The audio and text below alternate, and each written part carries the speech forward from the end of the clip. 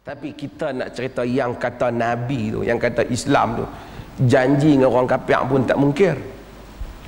Kalau janji dengan orang Islam lagi tak mungkir.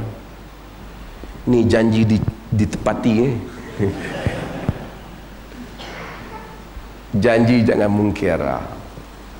Kita tak kisah pilihan raya siapa nak menang nak kalah, tapi jangan mungkir.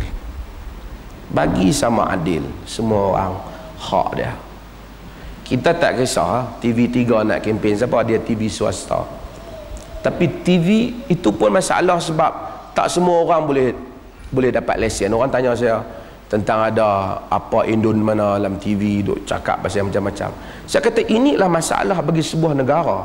Di Thailand ada 5 stesen TV Islam diberi lesen. Tapi dalam negara ni tak boleh orang lain ada stesen TV, orang tertentu saja. Jadi bila orang tertentu saja ada, bila puak tertentu saja menguasai kelompok tertentu, bila geng tarekat saja masuk, maka geng lain tak ada peluang yang sama, peluang yang tidak ada hak equal rights, tidak ada kesamaan hak. Tak apa, itu TV swasta you boleh masuk, tapi bagi lesen juga orang lain untuk memiliki TV swasta, supaya orang ada option, orang ada pilihan. Tidak ada masalah. Tapi benda yang menjadi harta awam macam RTM dan seumpamanya, dia tak boleh digunakan oleh milik mana-mana parti politik. Ini sama terpakai juga pada negeri Pakatan Rakyat dan juga negeri Barisan Nasional. Pasal Pakatan Rakyat, PAS pun ada negeri, DAP ada negeri, PKR ada negeri, UMNO ada negeri. Dalam musim ini parlimen sudah dibubarkan, mereka tak boleh pergi ke mana-mana untuk berkempen parti dan urusan parti kempen. Mereka menggunakan harta benda awam yang bukan milik parti. Kalaupun mungkin orang UMNO setuju ataupun orang PKR PAS setuju, bagi pihak parti masing-masing pemimpin dia guna, tapi harta negara, harta negeri itu tidak diredai oleh pihak satu lagi. Kalau pro BN guna, pro BN setuju, pro Pakatan Rakyat tak setuju. Kalau Pakatan Rakyat guna, pro Pakatan Rakyat setuju, pro BN tak setuju. Kalau geng dua-dua ni setuju, tak apa, kita pakai guna masing-masing, kita menyebat harta benda rakyat pasal kita semua berkeadaan negeri masing-masing. Orang atas pagang tak setuju.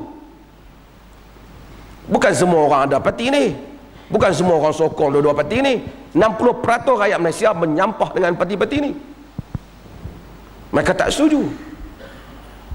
Jadi siapa-siapa pun tak boleh guna harta benda awam. Ini harta awam. Bila parlimen dah dibubarkan, caretaker government dia gunakan untuk urusan pentadbiran lah. Dia tak boleh kempen pilihan raya pindah kereta kerajaan. Dan dia juga tidak boleh menggunakan TV yang dibayar oleh harta kerajaan seperti TV Al-Hijrah, TV RTM dengan untuk kempen bagi tujuan kepentingan sesuatu parti politik. Secara khusus ini tak betul. Ini perjanjian, kata adil lah. Semua orang, setelah adil, orang semua dengar, orang semua tahu apa yang dipilih dan faham apa yang dipilih. Dia memilih dalam keadaan sedar.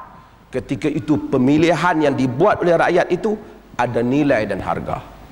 Tapi kalau dia duk pening tak tahu, orang makcik dia kata kalau pilih hak lain jadi pula ni Jepun mai balik.